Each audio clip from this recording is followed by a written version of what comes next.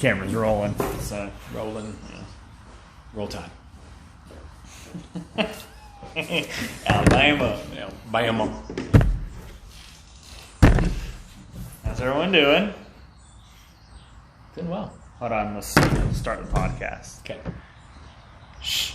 3, 2, 1. Shane, how you doing? I'm great. How Thanks are for you, joining. Chris? Let me finish. Oh, gotcha. Sorry, interrupted. 3, 2, 1.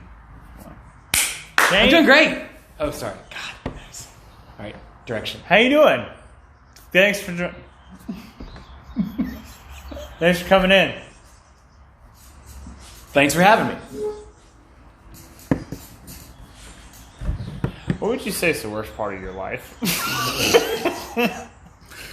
Do we have time for this today? The worst part of my life. Aaron, top 3 things that impress you. Go. Impress or depress? Both. Impress? Shane cut the sides of his own hair. That's impressive. That is. It got Depressive? How short Shane wears his shorts. And they've gotten longer. Yeah. Yeah. There's just no satisfying you, man. I know, man. I'm 5-inch inseam now. Yeah.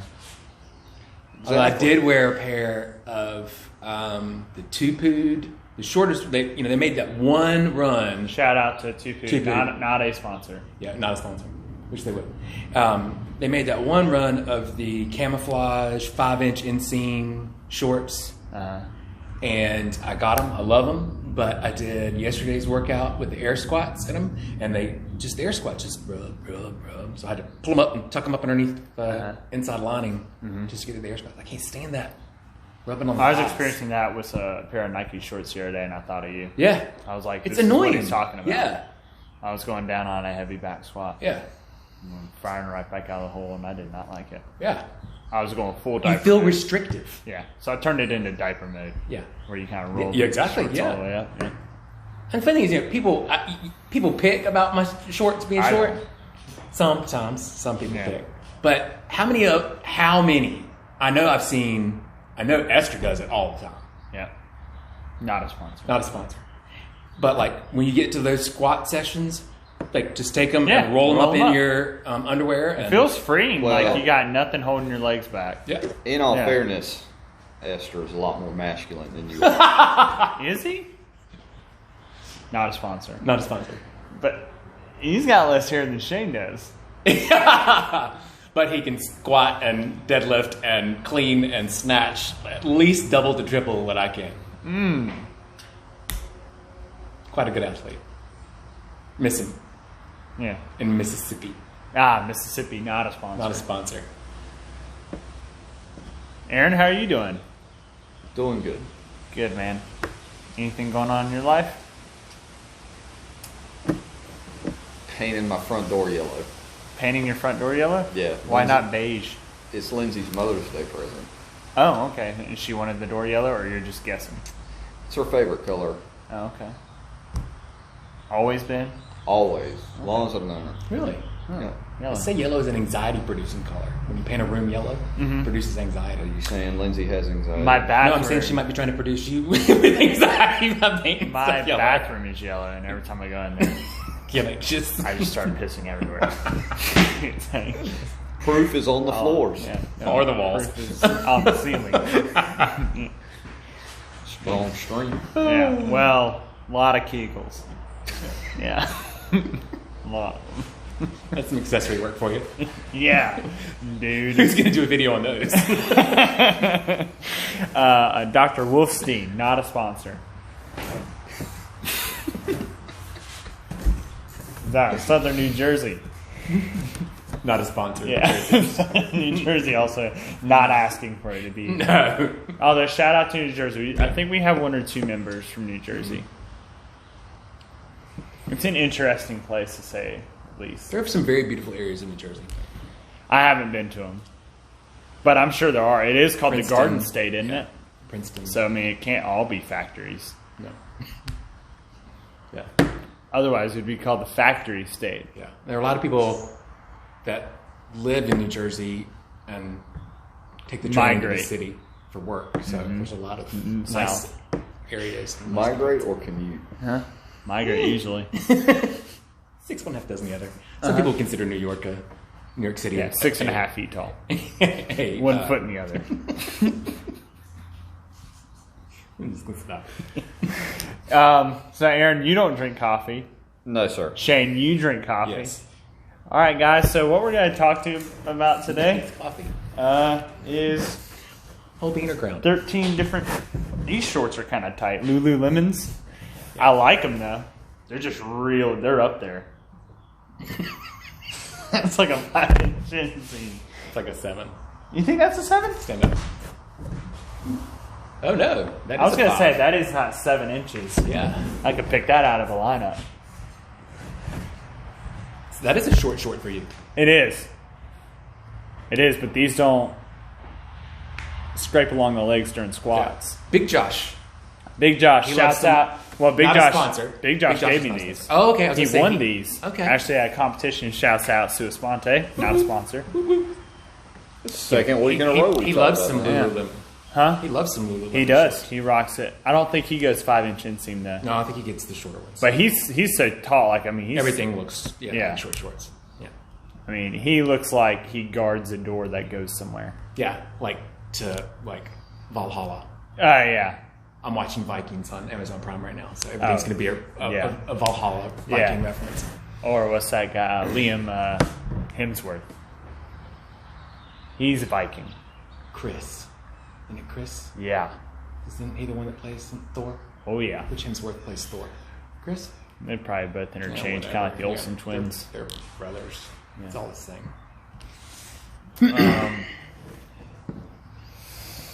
What do you guys think about goals? You ever had a goal, Shane? Never in my life have I ever had a goal. We can Never in 33 years. 44 Have you had- years and never Yep, had a goal. Same thing. Yeah. Yeah. Yeah, definitely have goals. Aaron, goals? goals. Goals. So what do you think about goals?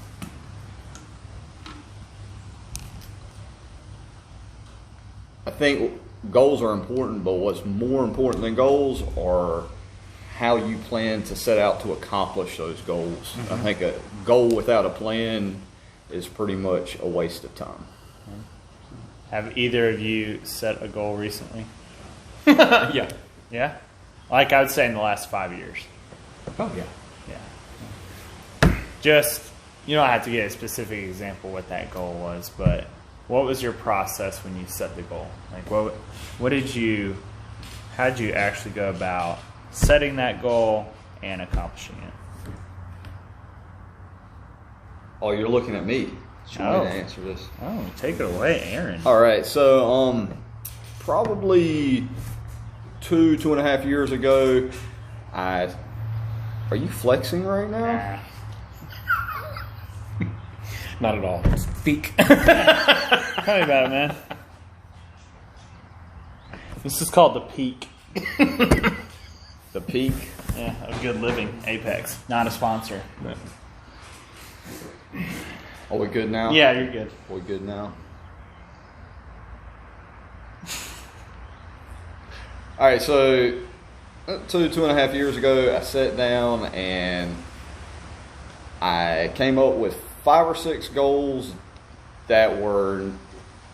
A lot of times when people talk about goals, they think gym-related goals. These were not gym-related goals. These were areas of my life that I wanted to improve on. And basically, I had taken kind of a year to process a lot of things that I had going on in my life mentally. And at the end of the year, I sat down and I wrote some goals, 5 or 6 goals for me in different areas of my life that I knew that I needed to improve on.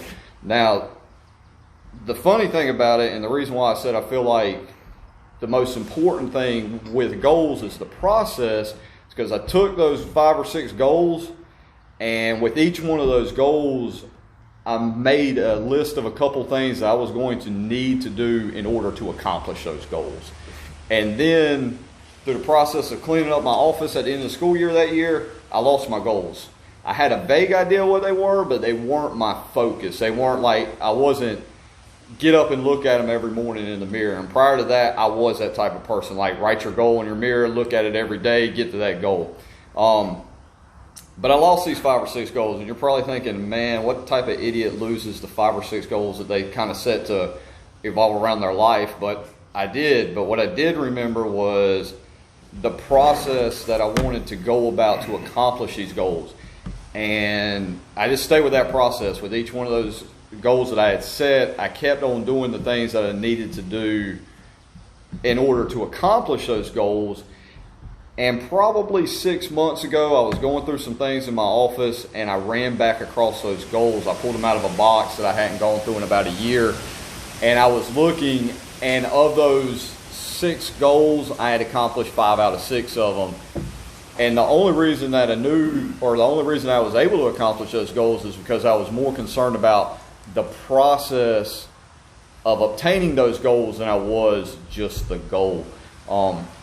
So it's kind of changed the way that I look at goal setting. I think with goal setting, you see some flaws in it whenever you talk to people. You sit down and people make New Year's resolutions, and the question that I always follow that up with was, how are you going to get to that New Year's resolution? Like, I want to lose 30 pounds this year. Well, how are you going to get there? And they can't tell you how they're going to get there. They just want to lose 30 pounds. Well, that sets you up for failure. Like that right out the gate, that sets you up for failure. And I think the most important thing that we can do in our goal setting process is try to have success within our goal setting process. So. What about you, Shayna?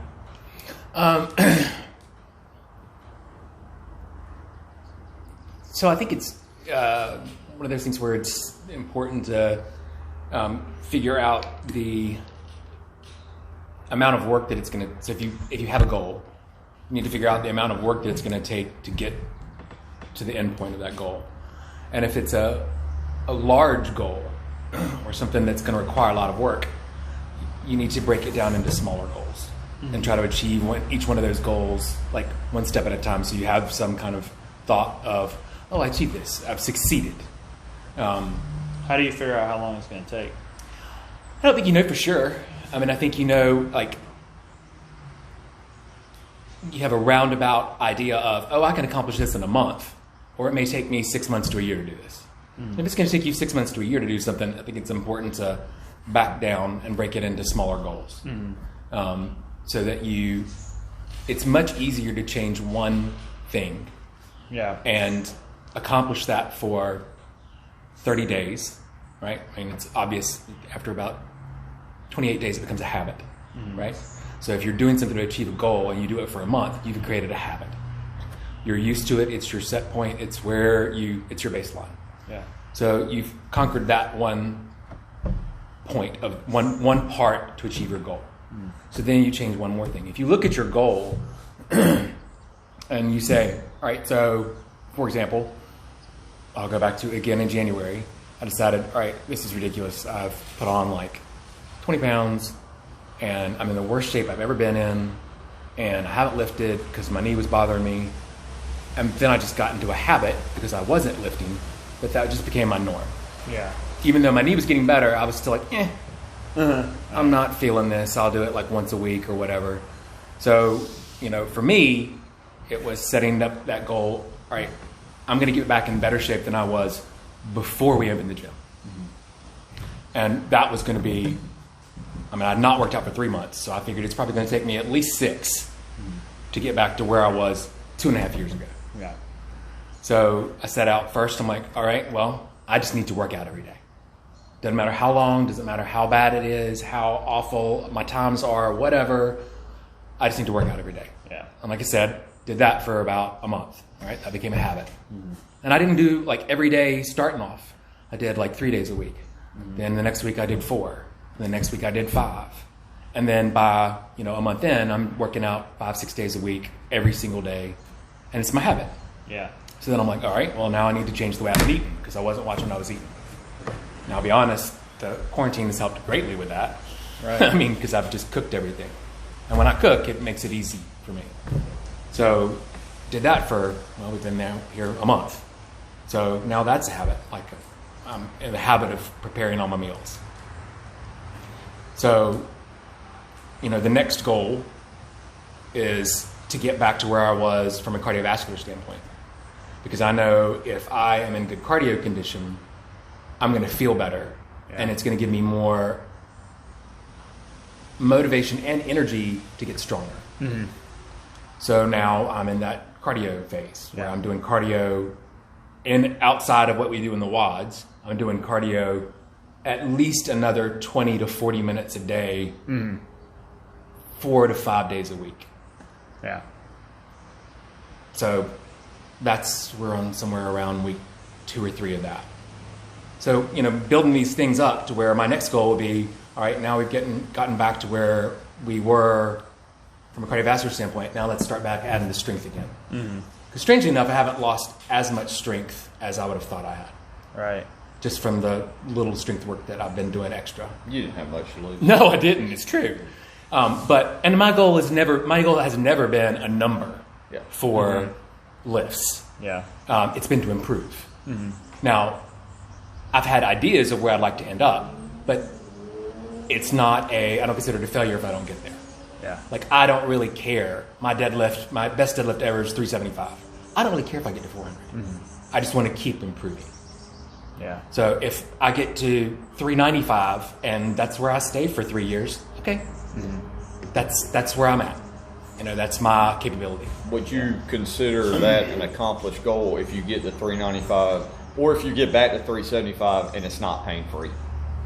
No, that's got to be pain-free. Gotcha. Yeah.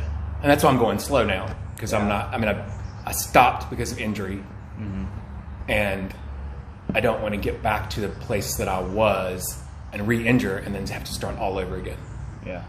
So I'm learning the difference, and I think that's a very important difference, is discomfort versus pain.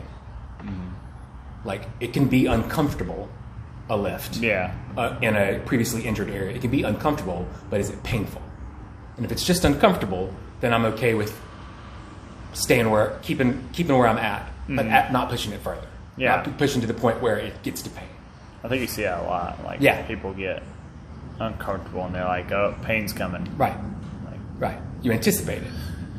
Pain only may be coming because you're just thinking it's coming. Right. Like, you're just telling yourself you hurt. Like, right. Man, my legs are hurt for days.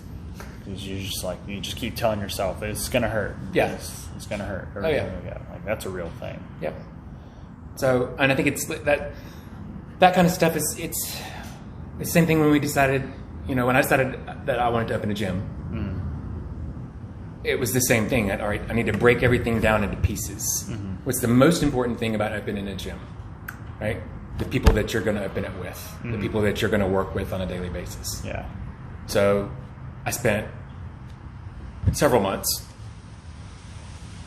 sitting down with the people that I wanted to do this with, and let's come up with a plan. Let's come up with a vision. Yeah.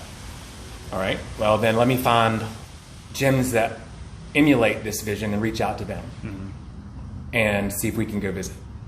Did that. Reassessed our vision, and it met with what we had seen at other gyms. All right, now how are we going to get there? And then the last step, and then I kind of intermingled throughout, was the whole business of opening a business. Yeah. Like legal, accounting, that kind of stuff. Learning all that stuff because I'd never done it before. But again, it was a year-long process before we opened, and when I thought I wanted to open one. Yeah. So setting small goals to achieve your bigger goal. And then being willing to do what it takes to get there. Yeah. And if you somewhere along the way realize that your goal has changed, that's okay. Yeah. Absolutely.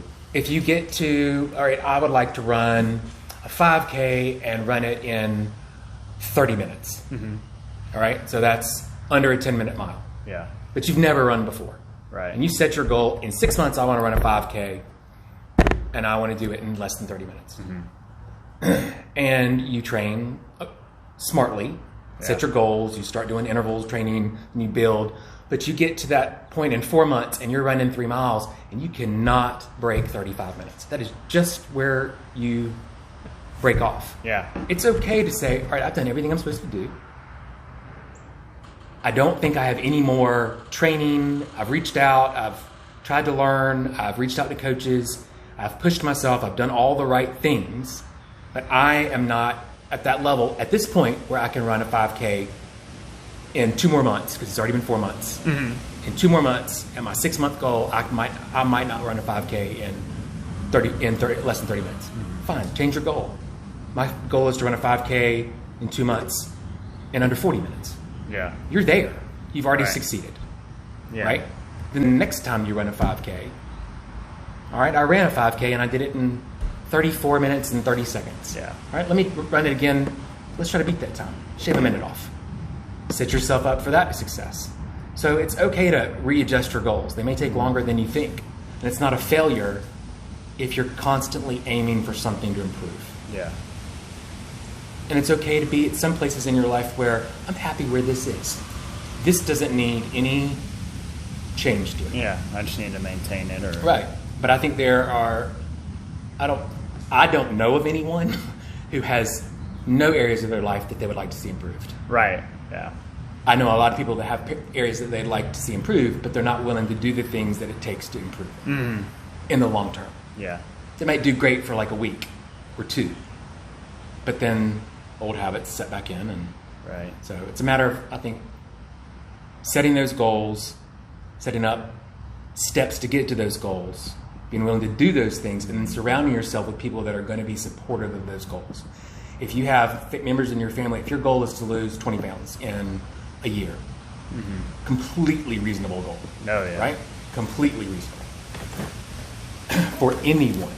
But you have a family of people that are always saying, Mom, there's no food in the cabinet. You know, there's no cookies. There's no chips. Blah blah blah. Well, if that food is in your house and you're not capable of having the willpower to not eat it, then you need to get rid of it. Yeah. And the people in your family that are not supportive of that need to get on board. Yeah. And if they can't get on board, then they need to shut up. It's just, I mean, it's just kind of the way it is. Yeah. If people are not going to be, if they're going to stand in the way of your goals, then they either move to the side or be quiet. Well, it's usually never the goal itself. It's the steps to that goal, isn't it? Yep. Never stop. No family member would ever look at their mother who's obese and say, Mom says, hey, kids, I want to lose 20 pounds. These kids are never going to be like, great, you know, Mom, why? We like you fat. Yeah. That's not healthy, right? They might not understand, but they're going to be supportive of her goal. They just might not understand what it takes to get there. So trying to explain to people, Yeah. I think, You tell anybody anything exciting, they're like, "Oh my god, Yeah, that sounds that's so so cool!" great. You And gotta then do they this don't to get it. realize, What? like, Yeah. yeah. It's not until people realize what you have to do to get where you're going that they start like going like, "Hey, that's crazy." But usually that's just coming from insecurity in themselves. yeah, Like you tell someone, "Hey, I want to lose weight," and then Well, the majority of the world's like, "Why?" well, in general, people don't want change. You get happy with the status quo, or even if you're unhappy with the status quo. Yeah. If you're unhappy with where you're at, it's still your baseline. It's still your norm. Yeah. To change anything requires courage. And sometimes it's hard to muster up the courage to make those positive changes. And I think others around you get intimidated by courage. Yes. Well, because they've been at that baseline too. Yeah. So if you automatically start bettering I yourself, think, unless you've gone through it and like really achieved something very noticeable. Right. Like, and it could, I mean, this goes for different facets of life. Like, just because you achieved something a little bit ago doesn't mean it fits in this situation. But like, if you're trying to lose weight in front of a group of people who have struggled to lose weight, right. or they don't get it, or whatever, then you actually getting it done and doing the steps it needs to take can intimidate those people who aren't, right? And Right. it could go, but it could be an inspiration too. Right. But I think it can be intimidating as well. Right. And they may not be overtly negative about it towards you. Yeah. But they may not be, oh, good job, that's so awesome. They just may be indifferent. Yeah. And that's lots of times and you have to realize why you're doing something. Are you doing it for other people to notice, or are you doing it for your own benefit? Yeah. If you're doing something for someone else to notice, you've wasted your time by setting the goal. Yeah. Because if you're looking outside of yourself for approval by someone else, you're setting yourself up for failure. And I totally get that. I'm a people pleaser. I like for people to like what I'm doing, be pleased with what I'm doing, and I like that. Yeah. But I try really hard not to set goals to please other people. Because they don't, in general, not saying this about our community, our Bohica community, but in general, people outside of you and your family don't give two shits about you. I mean, in a blunt way, you're kind of right. And I think it's why it's great to have a like-minded community of people that are trying to achieve the same goals that do care about you. Yeah. Well, at least then you have that level of like, hey, I get it. Yeah. Like I get at least understanding. Yeah. Yeah. You know what I mean? Like, Yeah. if we were just to throw it out to the world, people would be like, I don't get it. And it's not so much. I don't think that people are. But like, take the example. Like, if your goal was to lose 40 pounds, Right. if the world was going to complete shit, would those people who you are trying to impress give a shit? Right.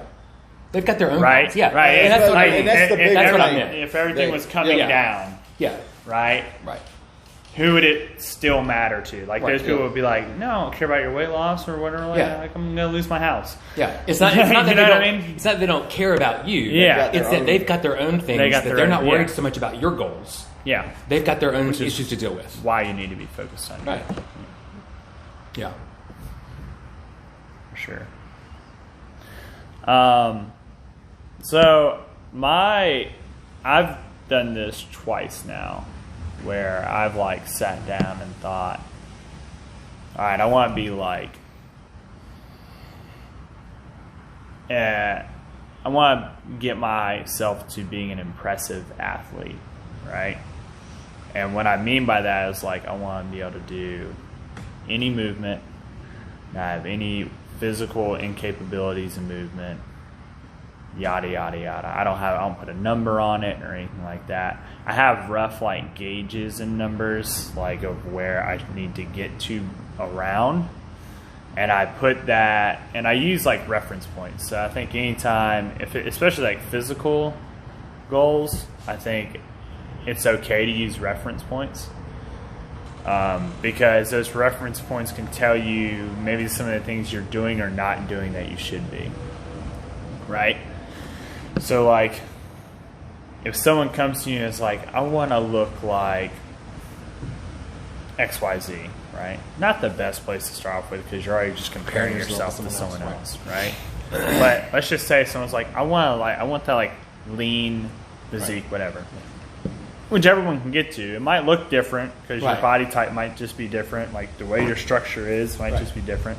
But like if a guy was coming to me and saying like, yeah, I want to get to like 14% body fat, like, you know, and I want to be lean and fit, or 12% or 10% or whatever, like I want to get to that. Yeah. Like I want to be built almost like a games athlete. Right.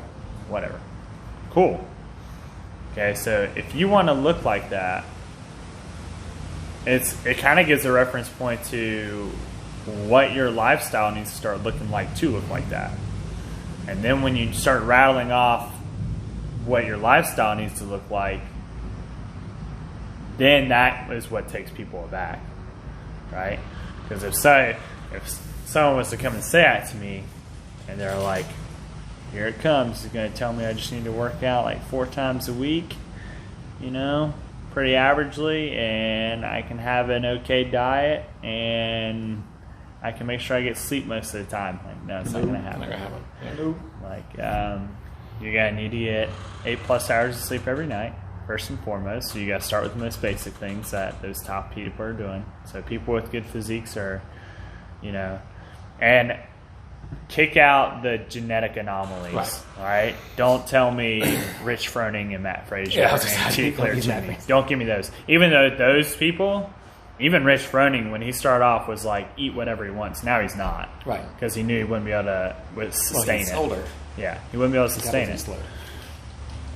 slow. But, like, don't give me the genetic anomalies who, like, even if Rich didn't eat well, he would still be a really good athlete. And he'd still look pretty good. Of course. But don't give me those. Give me the average. So what's the average of like, you know, an elite athlete? Well, they're sleeping 8+ hours a night. They're setting aside time for their working out, and they're making no ifs, ands, and buts about it. They're doing both resistance training and cardio consistently. They are cooking 98% of their food, or they have someone that prepares their food that is cooked to the way they need it cooked, right? It's not like, you know, McDonald's, Wendy's, and it's not even like Chick-fil-A. Like right. It's maybe Chick-fil-A's in there occasionally, but right. It's all like fits what they're doing. So I started kind of like, I was like, well, if I want to reach to this level, I got to do what those guys are doing. Now, here's the mistake people would make if they're doing it by reference comparison, because that's what I did. I basically, for myself, I was like, well, a CrossFit Games athlete for the most part can do everything that I'd want to be able to do. I don't care if I ever do a ring handstand push-up. I don't want to get to that point. Right. Couldn't care less. But so I use most of your average games athletes. I use that as a reference point. So sleep 8 hours. I got to do that first. I need to start cooking all my own food. I need to have these sorts of vegetables in 2 or 3 of my meals, regardless of whether it works with the recipe or not. I just need to eat it. I need to get this much protein in, and I need to make sure I get it to that point. And I need to organize my work and lifestyle in this sort of realm so that I get it done effectively and it's still good for everyone else, but it doesn't negatively affect my training. So notice I just said 4 things there that had nothing to do with the gym, right? And I think that's where a lot of people miss the mark when it comes to gym goals, is they don't take care of the simple stuff that's outside the gym first. Right? It's hard to have a goal if you don't know if you're going to make it 2 times a week to the gym or 4 times, right? And it's okay if you can't make it 4 times for a while because like work gets busy. But like set yourself like a number and be like, all right, my goal is to make it 2 or 3 times, right? And then once we figure out everything outside the gym, it's like, okay, now you can start doing the stuff inside the gym, right? So let's take like handstand push-ups, for instance. Like, I'm not good at handstand push-ups. Okay, what do you need to do to get better at handstand push-ups? Well, you need to put things over your head more often. So 2 or 3 times a week, I put things over my head in a strict variation. Right? If you told that to the average person, they're like, I'm going to get bored doing that. It's boring. Like I did it once this week, and it was fun, but I don't want to do it the second and third time, or I don't want to not do that workout and do strict presses instead because I need to do strict presses to get my handstand push-ups. Like, so you're gonna have to kind of understand, like, the boring stuff. Hey, yeah, and it's really a lot of like everything you could possibly make a goal with comes with something you're probably not thinking about that you're not going to want to do. You want to run like a 5K and whatever, you're going to have days where you're like, I really don't want to run. Like maybe you have like that week or 2 where you're super motivated to run. You're like, I'm going to get after this running right now. And then you hit that lull. Well, what do you do during that lull? You can't just stop. Right? You kind of have to remind yourself, okay, what's my process? And it kind of goes back to what you were saying, where it's like it's not necessarily the goal that you should focus on. It's that you've established this process. And that's what's helped me, is because I established that process of like, okay, I took care of the sleep, which quarantine helped quite a bit. But I've gotten to a rhythm where once things go back to normal, I'm like, okay, I can still get that 8+ hours of sleep. Like I figured it out. I'm eating probably the best I've eaten personally in a long while. And then I'm handling stressors in a different way and thinking of different ways to handle those. Right? And it's made the training a lot better. Right? Like I've already shot my mile time down to 7:15. Right? It was a 8:04 in January, and it was a 7:34 a month and a half ago. So, like, you're shooting it down fast, and I'm only running twice a week, right? if I just set out to be like, okay, I'm just going to run and not change anything else, it may have gone down a little bit. But knowing my body and how it's reacted in the past, it wouldn't go down that fast. Or I might have gotten a stress injury by now. Right. Can I break you for just a second to ask you a question? How much, and we're talking about goals, and you're talking a little bit about training, and you're talking about the things you did prior to even the training, but now you're jumping into the training. How much of that training are you doing alone, and how much of that training are you doing with somebody? Probably the weakness stuff that I have to get done is mostly by myself. Gotcha. The reason I point that out, not to cut you off, is that if you've got goals that you're serious about, and we're talking about process, and these are things that you're extremely serious about, you're going to have to be willing to do some things by yourself without the moral support of somebody else. Now, you might go tell that person, if Chris tells me that he's going out for a run, that's awesome. Yeah. But he's got to be willing to go hit that run by himself. He's got to be willing to work on that pressing by himself. So. Well, and that's why I think it's good to have a coach or a training partner that you can bounce that off of, which is super easy in our community. Like, if you feel like you're hitting stuff and you're doing well, like, you can either post it to the members page or just shoot a message to one of your friends in the gym or even outside the gym, or shoot it to a coach, see what the coach thinks. Maybe you're working on something right now and you want to get the coach's feedback on it. I've had a couple people message me about getting better at push-ups. Like when this first started, they're like, I want to get better at push-ups. And I was like, well, here's what you need to do. Like, it's not the most fun, sexy thing. I mean, you want to get push-ups is really one of those, like, okay, you want to get better push-ups, just start doing more push-ups. Yeah. You know what I mean? There's no real progressions other than where you put your knees lifestyle probably doesn't need to change too much for you to go from 2 push-ups to 10 push-ups. Right. You just got to do push-ups. Like, you just need to get your ass off the couch, lay down flat on the ground, and then press the ground away from you.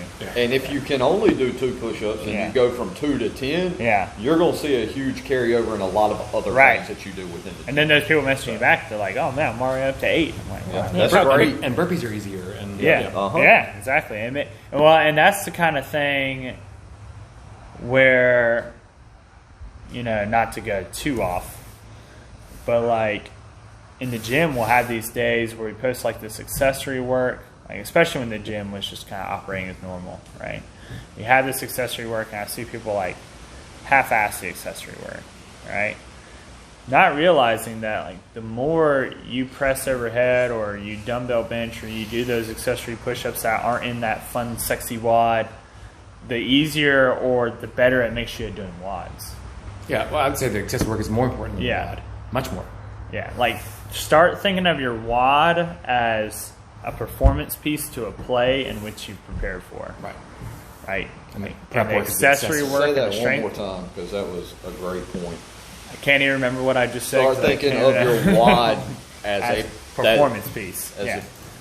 Yeah, kind of like the play, and like you've already memorized the lines. That was your accessory work and your strength work, right? That's not to say the WOD's not getting you more fit. The WOD is the thing that's making you. It's your dress rehearsal. Yeah, more fit, right? Pushing you to the limit, making you more mentally strong, even physically strong. But you have to have the prep work go into that, right? That's why we do those other things. Yeah. But yeah. Goals. Goals are good. Goals are good, but the process of understanding how you get to that goal is even more important. Right. And having the courage and honesty with yourself to be able to evaluate your goals once you've started out on them, and be okay with reassessing that goal and maybe redefining it. Yeah. Or changing your timeline. Yeah. Be realistic and be honest with yourself. And if you are having problems with that, reach out to somebody else. Yeah. Well, that's probably the number one thing. Talk to somebody else about it. Like, especially if you want to utilize a coach. Right? If you want to just utilize a coach to just bounce back ideas off and on, like I've talked to athletes on tons of different tiers. Like some athletes are just like, hey, not sure about this. Am I on the right track here? And it's like, hey, just change this or this up. You're on the right track. Let me show you how you're on the right track and where you've gotten to. if you just keep this up, trust me, you're doing what you need to be doing. Right. To, you know, a person wanting to either meet or have set dates communicate with me online, like, this is what I want to accomplish. How do I accomplish this? Like, having a coach or even just another person can calm the voices in your head, because when you're setting goals and you have to go through that process, kind of like I was thinking, like, while I was kind of laying out how I did it, kind of like, okay, I used reference point,